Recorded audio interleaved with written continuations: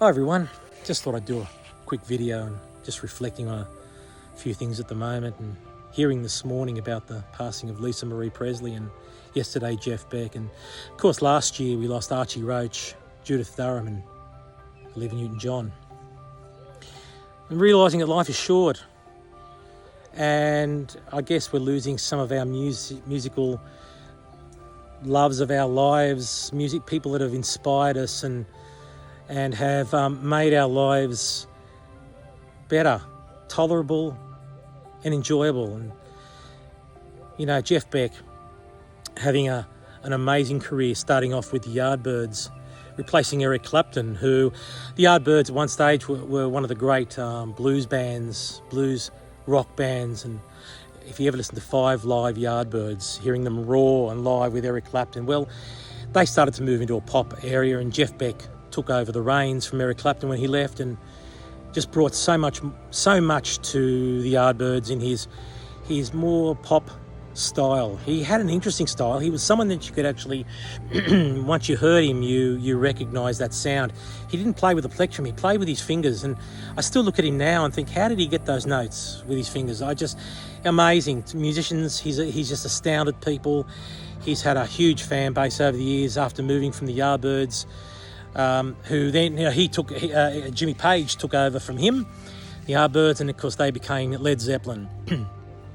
Following that, there was the Jeff Beck Group and the Truth album with Rod Stewart, and then he did that amazing album Blow by Blow, which was more jazz fusion, produced by George Martin. But he went on to other things. He didn't stay on the nostalgia circuit. He moved on playing with more contemporary artists, moved on to playing that amazing album Loud Hailer, which was put out a few years ago.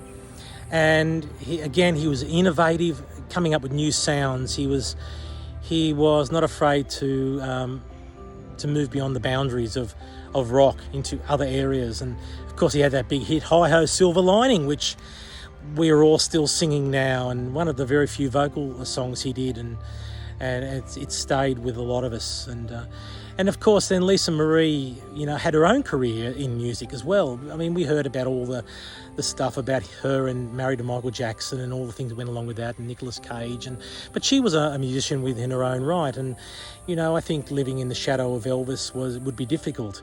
Maybe it opened some doors, maybe it didn't help. I often wonder about that, how that would go if you had somebody who was famous. And then of course she lost her own son to suicide in 2020 at 27. Yeah, that number again, 27.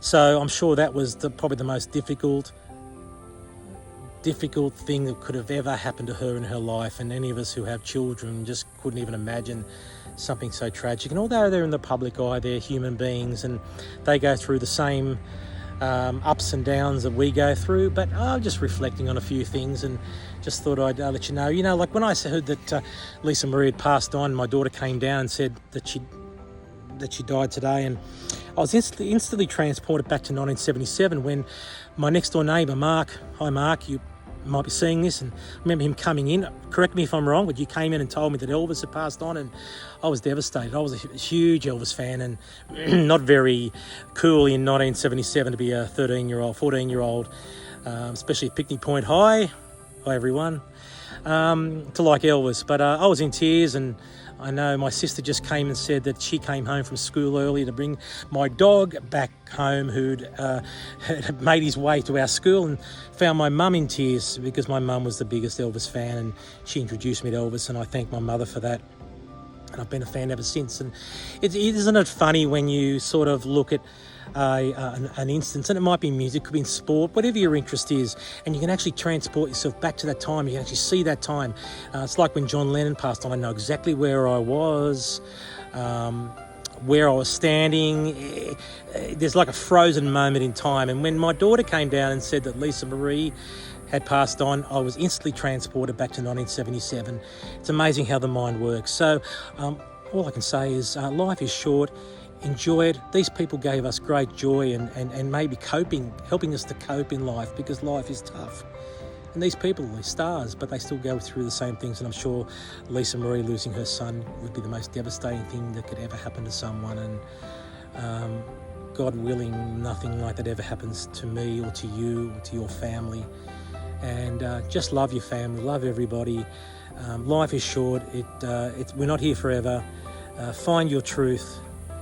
I know I found mine and my peace with God. And yeah, that's all I want to say is it's just a really tragic day, and I was just feeling really sad and thought, I'd just like to share that with everyone. And I hope you have a great day, and hopefully we'll talk again soon. Bye for now.